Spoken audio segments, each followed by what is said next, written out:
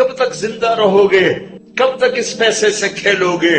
کب تک گھر کی چھت تمہیں پناہ دے گی؟ کیا قبر کا گڑھا تیار نہیں ہے؟ کیا کفن بازار میں موجود نہیں ہے؟ کیا قبر کے کیڑے ختم ہو گئے؟ قبر کی اندھیری رات پہ سورج چڑھایا ہے، منکر نکیر کمزور ہو گئے ہیں، جنت آگ لگ گئی ہے، جہنم بجھ گئی ہے۔ کب تک وَمَا الْحَيَاةُ الدُّنْيَا إِلَّا مَتَاعُ الْغُرُورِ كُلُّ نَفْسٍ ذَائِقَةُ الْمَوْتِ وَإِنَّمَا تُوَفَّوْنَ أُجُورَكُمْ يَوْمَ الْقِيَامَةِ۔ کیا وہ دن نہیں آئے گا؟ فَإِذَا جَاءَتِ الطَّامَّةُ الْكُبْرَى، نہیں آئے گا ہنگامہ؟ فَإِذَا جَاءَتِ الصَّاخَّةُ، وہ چیخ نہیں سنو گے؟ فَإِذَا نُفِخَ فِي الصُّورِ نَفْخَةٌ وَاحِدَةٌ، وہ آواز نہیں آئے گی تو پھاڑ دے گی پہاڑوں کا جگر، چیر دے گی زمین کا سینہ، زیر و زبر کر دے گی، آسمان کی وسعتوں کو بے نور کر دے گی، چاند سورج ستاروں سیاروں کو۔ او میرے بھائیو، کتا ایک وقت تمہارے گھر کھاتا ہے، زندگی بھر تمہارے دروازے پہ۔ اتنے نیچے ہم نہ جائیں کہ کتے کی وفا ہم سے آگے چلی جائے، اتنے نیچے نہ جاؤ کہ قیامت کے دن کتے ہمیں پڑ جائیں، ظالمو ہم تو ناپاک تم سے وفا کر۔ تم نے کون سا کلمہ پڑھا تھا؟ چند سکوں پہ تم بکے، ایک بنگلے ایک کوٹھی پر تم بکے، تمہارے گھر میں ہم نے تمہاری روکھی کھا کر پہرا دیا، زندگی تمہارے در پہ گزار دی، تمہیں ہم سے سبق نہ ملا۔ ایک چھوٹا سا کتے کا بچہ کہیں ہمارے گھر آ گیا، ہماری ماں زندہ تھی، باپ فوت ہو گئے تھے، ہم دونوں بھائی غیر حاضر، میری ماں نے نوکروں سے کہہ دیا اس کو روٹی ڈال دیا، وہ اسی گھر کا ہی ہو کے رہ گیا، کبھی آنا جانا ہوتا تو نظر آتا، ہماری ماں مر گئی، اسے تو نہیں پتا چلا کہ مجھے کھانا کھلانے والی، وہ کتا اسی گھر میں بھوکا پیاسا مر گیا، گھر میں اس کی لاش گھر سے نکلی اور پیغام دے گئی طارق جمیل کو کہ نمک کے ساتھ یوں وفا کی۔ اللہ سے بڑھ کے کون ہے محسن؟ اللہ کے نبی سے بڑھ کے کون ہے محسن؟ دو ہی تو ہستیاں تھی جن سے وفا کرنی تھی، ایک اللہ ایک اس کا رسول۔ جاؤ یونیورسٹیوں میں دیکھو جوان کیا کر رہے ہیں، کو ایجوکیشن نے کیا قیامت کھا دی ہے، حیا کے جنازے کب کے اٹھ گئے، غیرت کا دامن تار تار، حیا کسی کونے میں آنسو بہاتا پھر رہا ہے۔ صرف زندہ باد مردہ باد سے اللہ کی مدد اترتی تو کب کی اتر چکی ہوتی، جلسے جلوسوں سے اللہ ساتھ ہوتا تو کب کا ہو چکا ہوتا۔ زندگیاں بدلنی پڑیں گی، زندگیاں بدلنی پڑیں گی، اتنی وفا کتے جتنی وفا پہ آنا ہوگا۔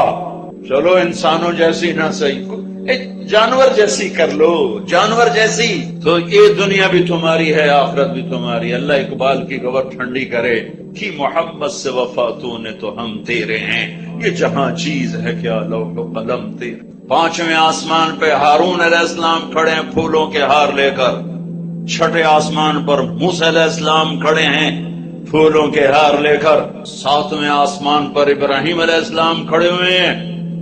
نبی کہہ رہے تھے ہمارے بھائی آ گئے، ہمارے بھائی آ گئے، نبی آ گئے، بھائی آ گئے۔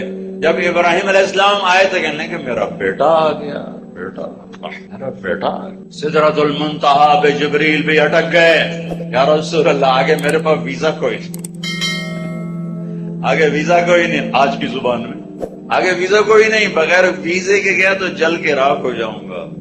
میرا اللہ تھا اور اس کا حبیب تھا سورہ عالم۔ تو آپ کو اللہ تعالیٰ نوح علیہ السلام جیسی عمر تو دیتا، اگر آپ کی عمر نوح علیہ السلام جتنی ہوتی تو آج ہم بھی صحابی ہوتے، جو 1450 سال عمر پائی انہوں نے۔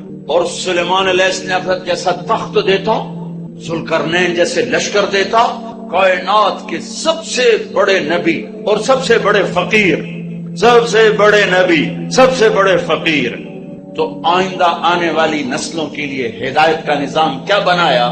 1,24,000 صحابہ کھڑے کیے اور ان کو حج کے میدان میں عرفات میں جمع کیا، اور 1,24,000 نبیوں نے جو کام کیا تھا دعوت دینا، وہ اپنی امت کو منتقل کیا۔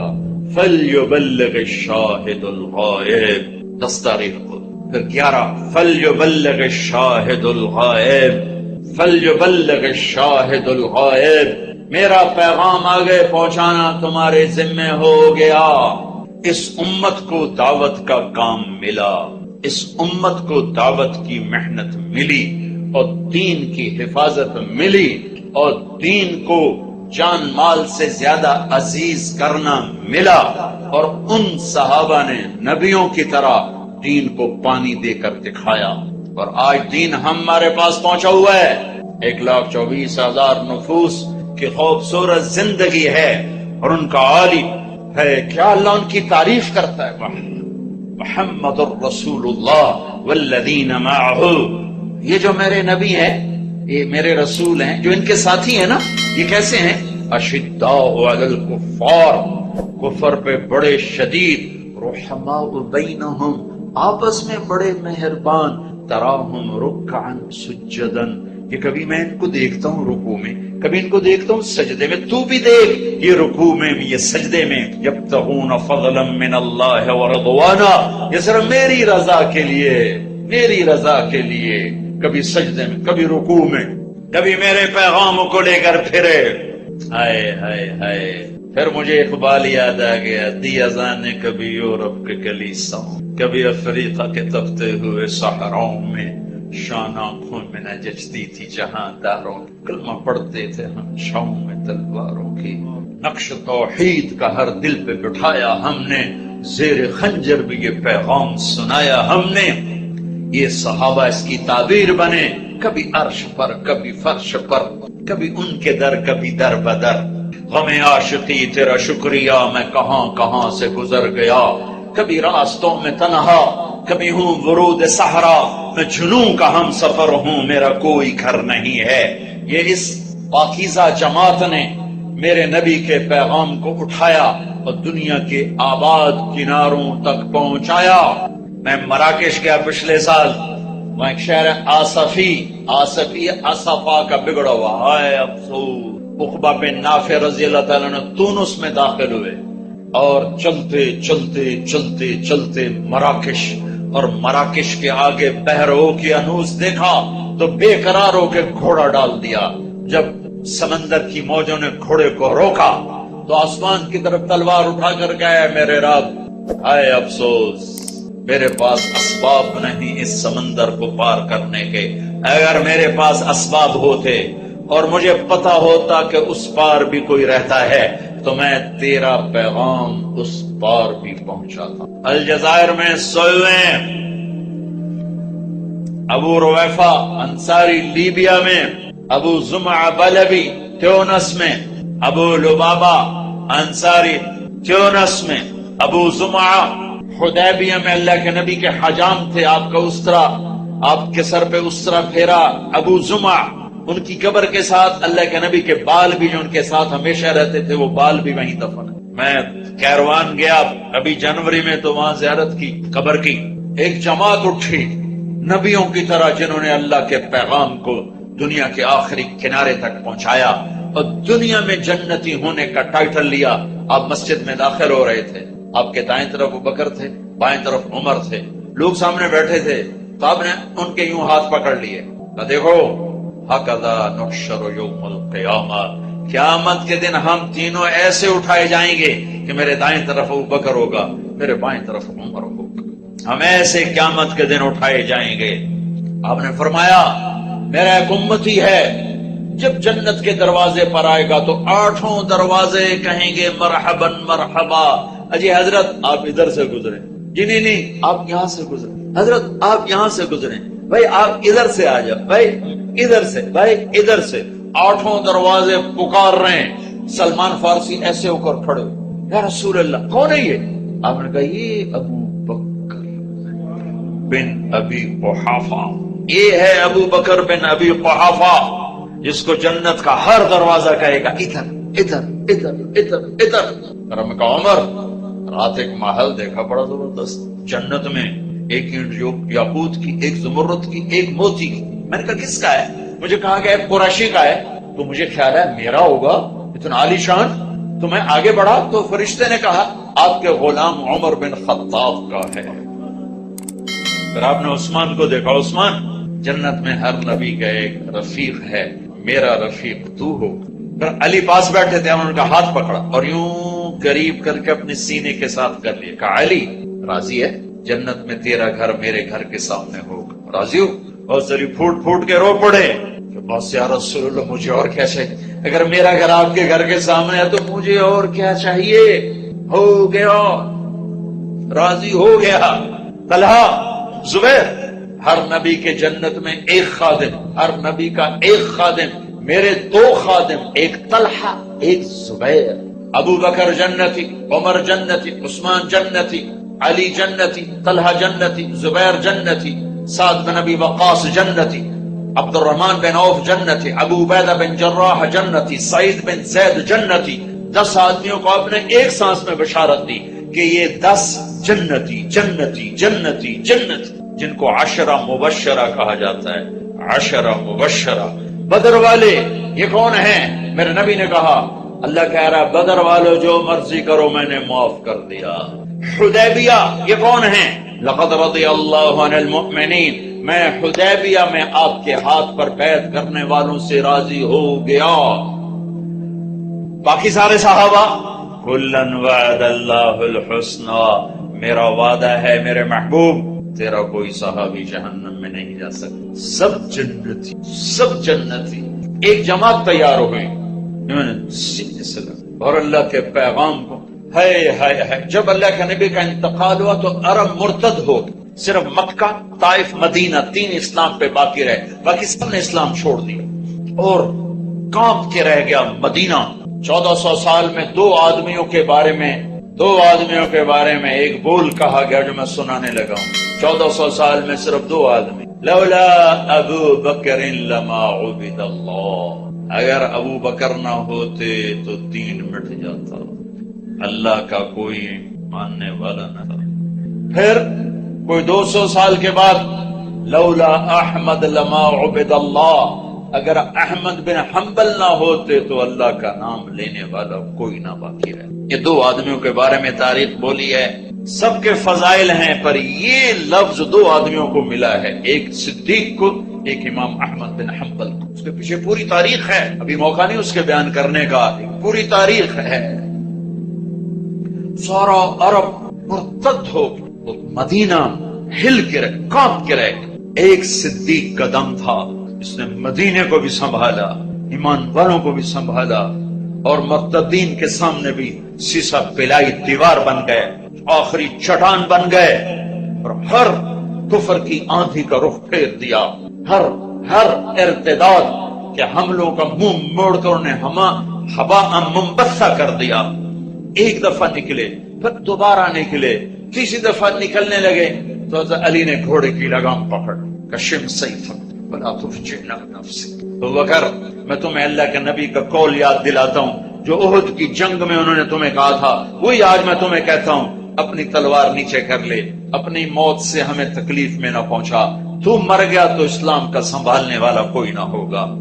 تو ابو بکر صدیق نے گھوڑے کی لگام چھڑائی، کہا علی میرے بارے میں مجھے کوئی نصیحت، میں اپنے ہوتے ہوئے دین میں کمی برداشت نہیں کر سکتا۔ پھر نکل گئے، یہاں تک کہ ارتداد 1 سال ایسے گھومی ہے جنگ کی چکی، ایک پل چین نہیں تھا، لیکن 1 سال میں سارے ارتداد کی آگ کو ٹھنڈا کر دیا۔ اور پھر 1 سال کے بعد شام کی طرف، عراق کی طرف بھیجا ہے صحابہ کو اللہ کا پیغام دے کر کے، جاؤ اقوام عالم کو اللہ کا پیغام۔ یہ فاتح بن کے نہیں نکلے تھے، ملک فتح کرنے نہیں نکلے تھے، یہ اللہ کا پیغام لے کر نکلے تھے۔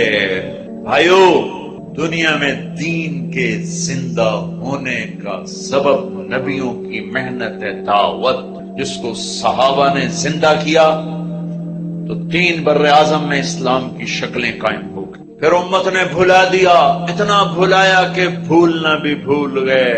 مدت ہوئی سیاد نے چھوڑا بھی تو کیا، تاب پرواز نہیں راہ چمن یاد۔ تبلیغ کا کام ایسا چھوٹا، دعوت نکلنے والے کو بھی نفع دیتی ہے، سننے والے کو بھی نفع دیتی۔ صدیوں کے بعد اللہ نے دعوت کا کام زندہ کیا، اور بر صغیر میں سے دعوت کبھی مٹی نہیں، انفرادی چلتی رہی، جبھی تو اسلام باقی ہے۔ اگر دعوت مٹ جاتی تو اسلام ہی مٹ جاتا، لیکن دعوت کا کام چلا انفرادی طور۔ اللہ کے نیک بندے جھنڈا اٹھا کے چلتے رہے۔ صدیوں کے بعد دوبارہ اس تبلیغ کا ذہن اللہ نے زندہ فرمایا۔ اس دعوت کی محنت سے ہر مسلمان کو یہ ذہن ملا کہ ہاں، دنیا میں دین کا پھیلانا بھی میرے ذمے ہے اور دین پر چلنا بھی میرے ذمے ہے۔ ابھی ذہن بنا ہے، ابھی عمل سے بہت دور ہیں، ابھی ذہن بنا ہے۔ یہ بھی بہت بڑی اچیومنٹ ہے کہ ذہن بنا ہے۔ کچھ تصور ہی نہیں تھا کہ ہم اللہ کو راضی کرنے کے لیے آئے ہیں۔ آخرت ہماری منزل ہے، اللہ ہماری منزل ہے، جنت ہمارا ٹھکانہ ہے، دنیا گزرگاہ ہے۔ کون جانتا تھا؟ نماز روزے تک بس اسلام رہ گیا تھا، حج عمرے تک اسلام رہ گیا تھا۔ شکاری نے چھوٹا سا آشیانے سے پرندہ انڈے سے نکلا ہی بچہ اٹھا لیا اور آ کر اپنے پنجرے میں بند کر دیا۔ ایک کوٹھالی میں پانی رکھ دیا، ایک کوٹھالی میں اس نے دانا رکھ دیا۔ اس کی آنکھ کھولی تو اس نے پانی اور دانا دیکھا، ایک چھوٹا سا پنجرا دیکھا۔ اس نے اسی کو اپنا آسمان سمجھا، اسی کو اپنی فضا سمجھا، اور دانے اور پانی تک جانا اپنی زندگی کی پرواز سمجھا۔ تو اسی میں وہ پروان چڑھ کے اسی کا وہ عادی ہو گیا۔ ایک دن شکاری کو رحم آیا، اس نے اگر پنجرے کا دروازہ کھولا تو بچے جا، اپنی فضاؤں کی طرف لوٹ جا، اپنے چمن آشیانے کی طرف لوٹ جا۔ تو پرندہ بڑی معصومی سے کہتا ہے، تاب پرواز راہ چمن یاد نہیں، مدت ہوئی صیاد نے چھوڑا بھی تو کیا، تاب پرواز نہیں راہ چمن یاد نہیں۔ میرے دوست، تو نے مجھے اس وقت چھوڑا ہے جب میں اڑنا بھی بھول چکا ہوں اور اپنے چمن کی راہیں بھی چکا ہوں، اپنے آشیانے کو بھول چکا ہوں۔ بس مجھے اسی دانے پانی پہ رہنے دے، اسی پنجرے میں پھڑ پھڑانے دے۔ یہی میری دنیا ہے، یہ دکان کا پنجرا، یہ فیکٹری کا پنجرا، یہ وزارت کا پنجرا، یہ روٹی کا پنجرا، یہ پانی کا پنجرا، یہ گاڑیوں کے پنجرے۔ ان کو کہتے ہیں اور نکلو، وہ کہتے ہیں تاب پرواز نہیں راہ چمن یاد۔ ایک فون آیا، میں روم سے واپس آ رہا ہوں پاکستان کے لیے۔ ایئرپورٹ پر فون آیا کہ جی میں ملک نہیں بول رہا ہوں، میری زندگی بدل گئی، میری زندگی بدل گئی۔ میں شراب بیچتا تھا، آپ بیان کر کے کہ میں 2 راتیں سو نہیں سکا، میں نہیں سو سکا۔ آخر میں اپنے ضمیر کی آواز کو نہیں دبا سکا، میں نے سب کچھ توڑ پھوڑ دیا ہے، وہ میں نے سب ختم کر کے توبہ کی ہے، اور مجھے یوں لگتا ہے کہ میں نہا کے فریش ہو کے باہر آ گیا، مجھے سکون آ گیا، مجھے سکھ آ گیا ہے۔ کون نہ بولی، جرم سے نفرت کرو مجرم سے نہیں، شراب سے نفرت کرو شرابی سے نہیں، جھوٹ سے نفرت کرو جھوٹے سے نہیں، برائی سے نفرت کرو برے سے نہیں، تو تمہیں بڑے بڑے ہیرے ملیں گے، بڑے بڑے ہیرے ملیں گے۔ جو گندگی میں پڑے ہوئے ہیں صرف ان کو دھو کے سجانے کی ضرورت ہے۔ جس انسان مرد عورت کے اندر کلمہ ہے وہ بہت قیمتی ہے، چاہے کوئی سٹیج پہ ناچ رہی ہے اور چاہے کوئی جوے کا اڈا چلا رہا ہے، اندر کہیں نہ کہیں اللہ کی چپ موجود ہے۔ کوئی جا کے ایکٹیویٹ کر دے، کہیں نہ کہیں محمد رسول اللہ صلی اللہ علیہ وسلم والی چپ موجود۔ میرا اپنا کزن تھا، جوانی میں مر گیا، ساری زندگی پینے پلانا، اس کی گاڑی میں بیٹھا تھا، وہ چلا رہا تھا، میں پاس بیٹھا تھا، مجھ سے کہنے لگا طارق بھائی میں نے آج تک کبھی بیت اللہ کی طرف منہ کر کے تھوکا نہیں۔ میں نے اس کو ایسے دیکھا، اور اس کی نماز سال میں 2، عید الفطر عید البقر، یا میں کبھی پکڑ کے لے آ کے آؤ بھائی نماز پڑھ لیں بس، لیکن اندر میں چپ موجود ہے۔ اس سے کہنے لگا میں نے کبھی بیت اللہ کی طرف منہ کر کے تھوکا نہیں، مجھے شرم آتی۔ مسلمان کو ہلکا نہ سمجھو، کہ جھوٹ موڑ سے بھی کہتا میں مسلمان ہوں، اس کو گلے سے لگا، تو میرا بھائی ہے۔ پھر اس کے اندر سے نکلیں گے جوہر، ہر ایک کو رد کرنا، ہر ایک کو رد کرنا، ہر ایک سے نفرت کرنا۔ میرا ملک جل گیا ہے نفرتوں کا، ہر شعبے میں نفرت نفرت نفرت نفرت۔ میرے نبی نے فرمایا اسلام کا سب سے مضبوط عمل بتاؤ، کہا جی نماز کا نہیں، جہاد نہیں، روزہ نہیں، حج نہیں۔ اچھا تو پھر کیا؟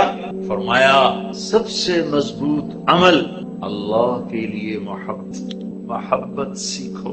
برے سے برا توبہ کر جائے گا، توبہ کر جائے گا، برے کو برا کہنے سے وہ برائی سے نہیں نکل سکتا۔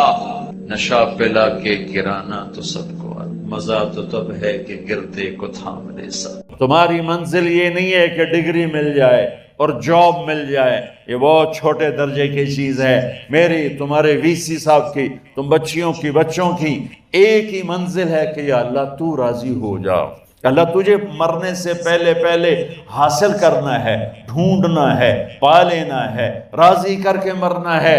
لیتک تحلو والایام مریرۃ ولیتک ترضی والانام غضاب ولیت الذی بینی وبینک عامر وبینی وبین العالمین خراب ولیت الشراب من ودادک صافیا وشربی من ماء المعین السراب فاذا صح منک الود فالکل حین وکل الذی فوق التراب التراب۔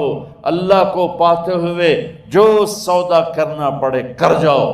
عبداللہ بن حذیفہ کو رومیوں نے پکڑ لیا، صحابی ہیں، ان کو آگ میں ڈالنے لگے تو وہ رو پڑے، تو لوگوں نے رومی بادشاہ سے کہا کہ یہ رو پڑا ہے، ڈر گیا ہے، ان کا لے آؤ، میرے پاس لے آؤ۔ ان کو واپس لائے تو رومن بادشاہ نے پوچھا کیوں روئے ہو، موت سے ڈر گئے ہو؟ کہنے لگے موت تو ہمارے لیے سب سے بڑا تحفہ ہوتا ہے، میں اپنی بے بسی پہ رویا ہوں۔ کہ کیا بے بسی ہے؟ کہ بے بسی یہ ہے کہ ایک جان ہے، آگ میں گرتے ہی جل کے راکھ ہو جائے گی، کاش میرے جسم پر جتنے بال ہیں اتنی میری پاس جانیں ہوتی اور میں ایک ایک جان کو اللہ کے نام پہ قربان کرتا۔ آج مرنے کا مزہ نہیں آ رہا، اس پہ رویا ہوں۔ تو بادشاہ اتنا حیران ہوا، انہوں نے کہا تو میرا ماتھا چوم دے اور میں تمہیں آزاد کرتا ہوں۔ تو اس کا ماتھا چوما، انہوں نے چھوڑ دیا۔ 2000 سال پیچھے چلے جائیں، فرعون دنیا کا واحد انسان ہے جس نے کہا انا ربکم الاعلی، میں سب سے بڑا رب ہوں، اور اپنے آپ کے رب ہونے کا دعویٰ انسانوں میں صرف فرعون کا ہے۔ اس کی باندی مسلمان ہو گئی، موسیٰ علیہ السلام کا کلمہ پڑھ لیا، ایمان چھپتا نہیں، وہ پتہ چل گیا۔ فرعون نے اس کو پکڑوایا، اس کی 2 بچیاں، ایک دودھ پیتی ایک ساتھ چلتی، اور اس نے اپنے دربار میں کڑاہ میں تیل ڈلوایا، نیچے آگ لگوائی، تیل ابلنے لگا۔ جب وہ پوری طاقت سے ابلنے لگا تو اس نے فرعون نے اس عورت سے، اس باندی سے کہا یہ آگ تیرے سامنے ہے، جلتا ہوا تیل، موسیٰ کے رب کو مانے گی تو پہلے تیری بچیوں کو جلاؤں گا، پھر تجھے جلاؤں گا، اور اگر مجھے رب مانے گی تو تیرے گھر کو سونے چاندی سے بنا دوں گا، تیرے گھر کو سونے چاندی سے بھر دوں گا۔ اللہ کا پا لینا یہ میری آپ سب کی معراج ہے، اور اللہ کو کھو دینا میرے آپ سب کے لیے ہلاکت اور تباہی ہے۔ سنو اس نے کیا کہا؟ اللہ نے اپنی محبت کو ماں سے تشبیہ دی ہے، باپ سے نہیں دی، اور چھوٹا بچہ زیادہ ممتا کو لیتا ہے۔ وہ کہنے لگی فرعون یہ تو میری 2 ہیں، میری 100 ہوتی تو اللہ کے نام پہ آج میں قربان کر دیتی۔ فَاقْضِ مَا أَنْتَ قَاضٍ، کر جو تجھے کرنا ہے۔ تو پاگل ہو گیا، غصے میں کہنے لگا اس کی بڑی بیٹی کو ڈال دو۔ تو انہوں نے اس کو یوں ٹانگوں سے پکڑا اور وہ چیختی چلاتی ہوئی تھی۔ ماں کا ایک بول اس کی جان بچا سکتا تھا، اور پھر گھر جا کے توبہ کر لیتی اور کہتی یا اللہ مجھے معاف کر دے، میں نے کلمہ کفر کہا۔ اس کو ٹانگوں سے پکڑا ہوا ہے، اس کے ہاتھ نیچے جھول رہے ہیں، اور وہ اماں بھی کہہ رہی کہ مجھے بچا لو۔ ماں نے اپنی آنکھوں سے بچی کو تیل میں یوں ڈوبتے دیکھا، اور پھر وہ ابھری جیسے مچھلی تلنے کے لیے، جیسے مچھلی تلی جاتی تو باہر آ جاتی، اوپر آ جاتی، تو وہ ایسے بلبلے اٹھ رہے تھے۔ وہ ایک ہی لمحے میں اس کی تو جان گئی، ایک آنسو کا قطرہ اس نے نہیں نکلنے دیا اپنی آنکھوں سے، اور اپنے دل کو جب مضبوط کیا تو میرے رب کی غیرت، میرے رب کی رحمت، محبت حرکت میں آئی۔ اللہ نے ماں کی آنکھوں سے پردہ ہٹا دی، اور ماں نے اپنی بیٹی کی روح کو نکلتے دیکھا، اور وہ کہہ رہی ہے اصبری یا فإن لک من الأجر کذا وکذا۔ ماں جی ڈرنا نہیں، صبر کرو، جنت تیار ہے، جنت تیار ہے، ابشرو۔ معصوم بچی کو تو پتہ بھی نہیں تھا کہ کیا ہونے والا ہے، اس کو پکڑ کے یوں ڈالا، اس کی تو آہ بھی نہ نکلی، اور وہ مچھلی کی طرح تلی گئی۔ اب پھر ماں کا کلیجہ پھٹا، اللہ نے پھر آنکھوں سے پردہ ہٹایا، اور انہیں اپنی بچی کی روح کو نکلتے دیکھا، اور وہ کہہ رہی اصبری یا فإن لک من الأجر کذا وکذا۔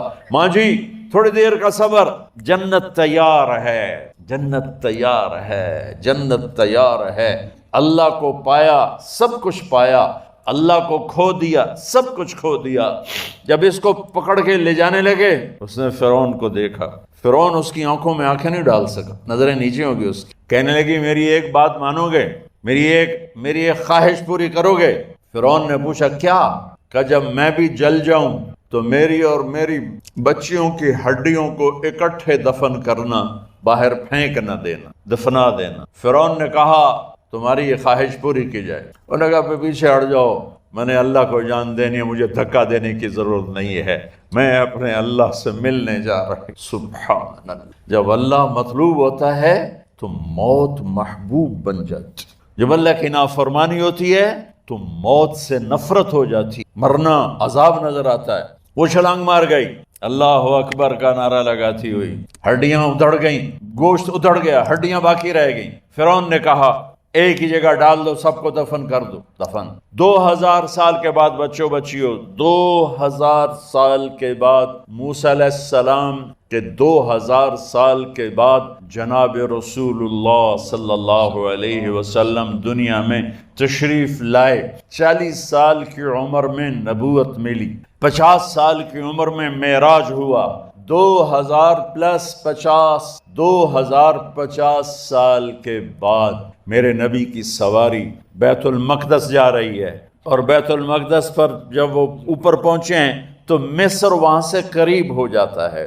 جب وہ اترنے لگے تو میرے نبی نے کہا جبریل جنت کی خوشبو آ رہی ہے، جبریل جنت کی خوشبو آ رہی ہے۔ کہاں سے؟ ابھی تو جنت اوپر ہے، ابھی تو اوپر جانا ہے، تو یہ زمین سے جنت کی خوشبو کیا آ رہی ہے؟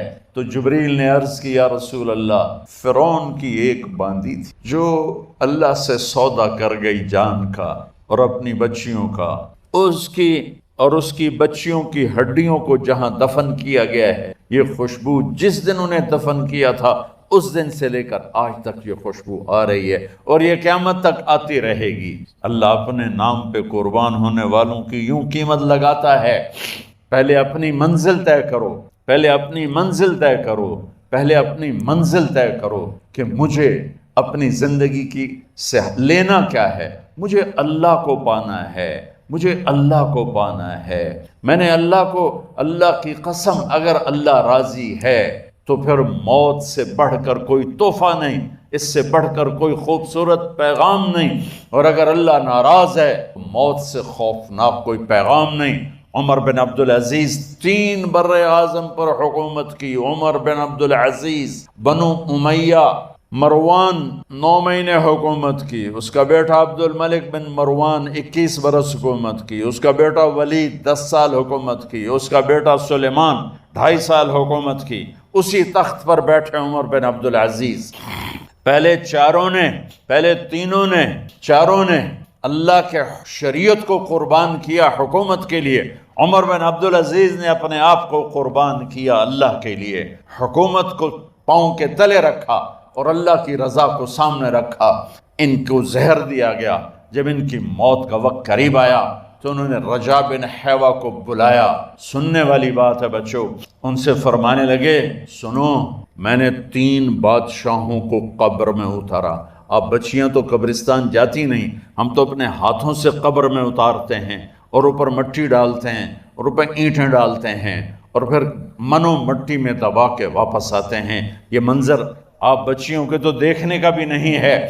وہ کہنے لگے میں نے 3 بادشاہوں کو مٹی میں ڈالا، لیکن ان کے کفن کی گرہ کو جب کھول کے دیکھا تو ان کے چہرے قبلے سے ہٹ چکے تھے اور رنگ ان کے کالے پڑ چکے۔ ولید بن عبد الملک، سلیمان بن عبد الملک بن مروان، عبد الملک باپ، ولید بیٹا، سلیمان بیٹا، یہ تینوں ان کے چہرے کالے ہو گئے تھے اور ان کا قبلے سے منہ پھر گیا تھا۔ اب میں مرنے لگا ہوں، مجھے پہلے ضرور چیک کرنا کہ میرا اللہ میرے ساتھ کیا کرتا ہے۔ پہلے تینوں کی ظلم کی حکومت تھی، ان کے چہرے قبلے سے کیوں ہٹ گئے؟ آپ کو عجب بات بتاؤں، ولید بن عبد الملک روزانہ تہجد میں کھڑے ہو کے 10 سپارے پڑھتا تھا، 10 سپاروں کی تلاوت تہجد میں کرتا تھا کھڑے ہو کے، اور قبلے سے چہرہ ہٹ گیا۔ سلیمان بن عبد الملک تہجد گزار چہرہ قبلے سے ہٹ گیا، ظلم کیا، ظلم کیا، ظلم کیا، خون کو پانی بنا دیا، حکومت پر شریعت کو قربان کیا، رشتے ناتوں کو قربان کیا، اللہ نے قبلے سے چہرے، نمازیں منہ پہ مار دی، روزے منہ پہ مار دیے، حج زکاتیں منہ پہ مار دی، تہجد ان کے منہ پہ مار دی، اور ان کے چہروں کو قبلے سے ہٹا دیا اور رنگ کالے کر دیے۔ عمر بن عبدالعزیز نے اسی سلطنت کو عدل سے بھر دیا، اسی سلطنت کو عدل سے بھر دیا۔ کیسی سلطنت کی؟ جب گورنر تھے تو 60 اونٹوں پہ سامان چلتا تھا، جب امیر المومنین بنے تو بچے کہنے لگے ماں سے، بچے بچیاں 12 تھے، ماں سے کہنے لگے کہ عید کا موقع آ رہا ہے، ابا سے کہو ہمیں نئے کپڑے تو لے کر دیں۔ ان کی ماں کا نام ہے فاطمہ، بچوں کی ماں کا نام فاطمہ بنت عبد الملک۔ یہ دنیاوی سٹیٹس میں سب سے بڑی خاتون گزری ہے، آج تک اس کے لیول کی کوئی عورت نہیں آئی۔ دادا بادشاہ، باپ بادشاہ، 4 بھائی بادشاہ، 6 خامند بادشاہ، 7 نسبتوں سے یہ عورت شہزادی رہی ہے۔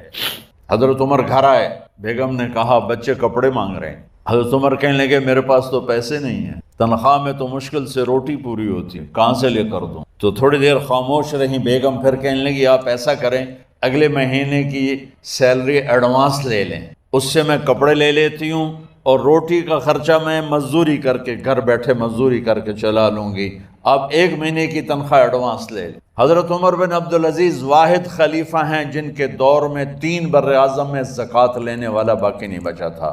یہاں لاہور بھی ان کی حکومت کے نیچے تھا، جنوبی اسپین فرانس ان کی حکومت کے نیچے تھا، کاشغر تک ان کی حکومت کے نیچے تھا، استنبول کے دروازوں تک ان کی حکومت تھی۔ 3 بر اعظم میں ایک آدمی زکوٰۃ لینے والا نہ بچا، اور اپنا حال یہ ہے کہ بیگم سے کہہ رہے ہیں پیسے کوئی نہیں، کپڑے کہاں سے لے کر دوں؟ اور بیگم طریقہ بتا رہی ہے کہ آپ اگلے مہینے کی تنخواہ ایڈوانس لے لیں، اس سے میں کپڑے لے لوں گی، اور چولہے کا خرچہ، روٹی کا خرچہ میں گھر بیٹھ کے مزدوری کر کے کما لوں گی۔ تو حضرت عمر کہنے لگے ہاں یہ ٹھیک ہے۔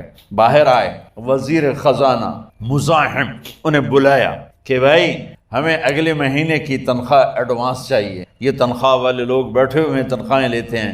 اس نے کاغذ قلم آگے رکھ دیا، کہا حضرت یہاں لکھ کے دے دیں، آپ 1 مہینہ زندہ رہیں گے میں تنخواہ دے دیتا ہوں، اب مجھے لکھ کے دے دیں آپ 1 ماہ زندہ رہیں گے میں آپ کو تنخواہ دے دیتا ہوں۔ چپ کر کے اٹھے، ایک لفظ نہیں بولے، گھر گئے۔ حضرت اپنی بیگم فاطمہ سے کہا بیگم بچوں سے کہہ دو کہ باپ کے پاس کپڑے لے کر دینے کی سخت نہیں ہے، اور خزانے ایسے بھرے پڑے تھے کہ زکوٰۃ لینے والا کوئی نہیں تھا۔ عید کی نماز ہوئی، نماز کے بعد جب ساری فیملی ملنے آئی اور بچے بھی ملنے آئے تو ان کو دیکھ کر ان کی آنکھوں میں آنسو آ گئے۔ کہنے لگے بچوں آج تمہیں دکھ تو ہوگا اپنے باپ پر کہ ایک جوڑا کپڑا بھی لے کر نہ دیا عید کا۔ تو ان کے ایک بیٹے نے کہا ابا جان آج ہم بڑے خوش ہیں، ہمارا سر اونچا ہے کہ ہمارے باپ نے مسلمانوں کے مال پہ ڈاکہ نہیں ڈالا، ہمیں قربانی کا بکرا بنایا، لیکن مسلمانوں کے مال میں خیانت نہیں کی۔ یہ ان کا طرز حکومت تھا، اس طرح انہوں نے حکومت کی۔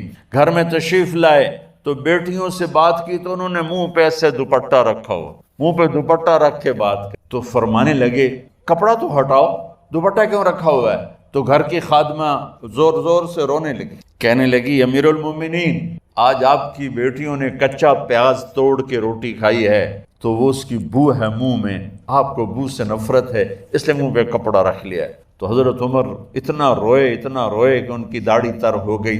کہنے لگے آخر میں جب تھوڑا آسرے میں آئے کہا میری بیٹیوں تمہارا باپ تمہیں بڑے اچھے کھانے کھلا سکتا ہے لیکن میں جہنم کو برداشت نہیں کر سکتا، میں جہنم کی آگ برداشت نہیں کر سکتا۔ اب مرنے کا وقت آ گیا۔ جب وہ گورنر تھے تو 60 اونٹوں پہ ان کا سامان چلتا تھا، اور جب وہ امیر المومنین بنے تو عیادت کے لیے لوگ آ رہے تھے تو سالے عیادت کے لیے آئے، فاطمہ کے بھائی کپڑے دیکھے امیر المومنین کے تو بہن کو ایک طرف کر کے فرمایا، بڑے نیک سرداروں میں سے تھے یہ مسلمہ بن عبد الملک، کہنے لگے امیر المومنین کے کپڑے تبدیل کروا دو، لوگ پوچھنے آ رہے ہیں تو میلے کپڑے اچھا نہیں لگتا۔ کہا جی بھائی کرواتی ہوں۔ اگلے دن جب وہ حال پوچھنے آئے تو پھر وہی کپڑے تھے، تو انہوں نے ان کو الگ جا کر کہا، بہن میں نے تمہیں کہا تھا کپڑے بدلوا دیتی، کیوں نہیں بدلوائے؟ تو وہ رونے لگیں، کہنے لگی کہاں سے بدلواؤں، جوڑا ہی ایک کہاں سے بدلواؤں؟ اور حکومت کتنی تھی؟ 3 بر اعظم حکومت۔ ہمارا تو پٹواری امان کا نہیں ہے، وہ 3 بر اعظم کی سلطنت لے کر ایک جوڑے میں اللہ سے ملنے جا رہا ہے۔ جب ان کا انتقال ہوا، سلیمان بن عبد الملک کی ڈیڈ باڈی جب قبر کے قریب لائے اتارنے کے لیے تو ایسے ایسے ہلنے لگا، اس کا پورا جسم ہلنے لگا۔ تو اس کے بیٹوں نے کہا کہ ہمارے ابا زندہ ہیں، تو حضرت عمر نے فرمایا بیٹو زندہ نہیں ہیں، عذاب قبر جلدی شروع ہو گیا ہے، عجل اللہ بالعقوبہ، قبر کی پکڑ پہلے شروع ہو گئی ہے، چھپاؤ اپنے باپ کو جلدی۔ جب عمر بن عبدالعزیز کی ڈیڈ باڈی قبر کے قریب کی گئی اور ان کا بھائی اتارو، بھائی وہ باتیں شروع ہو جاتی ہیں، رومال ڈالو، چادر پکڑو، ادھر سے پکڑو، تو ایک دم ایسے ایک پرچہ ہوا میں اڑتا ہوا سب نے دیکھا، وہ آتے یوں آ کے حضرت عمر کے سینے پر گر گیا۔ سب دیکھ رہے ہیں، جب پرچے کو اٹھا کے دیکھا گیا تو اس پہ ایک سطر پہ لکھا تھا بسم اللہ الرحمن الرحیم، اور دوسری سطر پہ لکھا تھا براءۃ من اللہ لعمر بن عبد العزیز من النار، یہ عمر کے لیے جہنم کی آگ سے نجات کا پروانہ۔ 3 بر اعظم کی سلطنت لے کر وہ جنت کا پروانہ لے کر دنیا سے گئے۔ جب ان کو قبر میں اتارا گیا تو انہوں نے رجا بن حیوہ سے فرمایا تھا 3 بادشاہوں کے چہرے دیکھے قبلے سے پھر گئے، رنگ کالے پڑ گئے، مجھے تم نے دیکھنا ہے کہ کیا ہوتا ہے؟ تو رجا فرماتے ہیں جب میں قبر میں اترا اور ان کے کفن کی گرہ کو کھول کے دیکھا تو چہرہ قبلے کی طرف فکس تھا، اور مجھے یوں لگا جیسے 14ویں رات کا چاند قبر میں اتر آیا۔ میرے عزیزو، طلبہ و طالبات، اللہ کو اپنی منزل بناؤ، اللہ کو اپنی منزل بناؤ، اللہ کو اپنا